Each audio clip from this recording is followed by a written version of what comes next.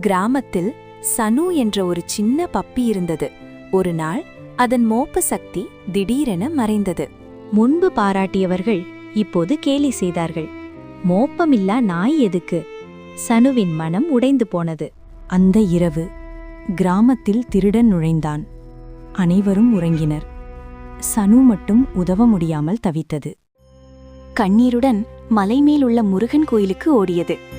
முருகா, என் சக்தியை திருப்பிக் கொடு. அந்த நேரம் கோவில் முழுவதும் ஒரு பிரகாசம். முருகப்பெருமான் அருளுடன் தோன்றினார். உன் நம்பிக்கைதான் உன் பலம் என்றார். வேல் சிந்துவின் தலையை தொட்டது. ஒரு தெய்வீக சக்தி உடலில் ஓடியது. அதன் மோப்பம் மீண்டும் பிறந்தது. அடுத்த நாள் இரவு வந்த திருடனை கிராம மக்களுடன் துரத்தி பிடித்தது சனு. இவன் தான் நம்மள காப்பாத்திருக்கான். இவன் கிடைச்சதுக்கு நம்மளும் பெரிய புண்ணியம் பண்ணிருக்கணும். நம்பிக்கை இருந்தால் முருகன் நம்மோடு இருப்பார். முருகன் பிடிக்குமென்றால் வீடியோவை லைக் செய்துவிட்டு சேனலை சப்ஸ்கிரைப் பண்ணுங்கள்.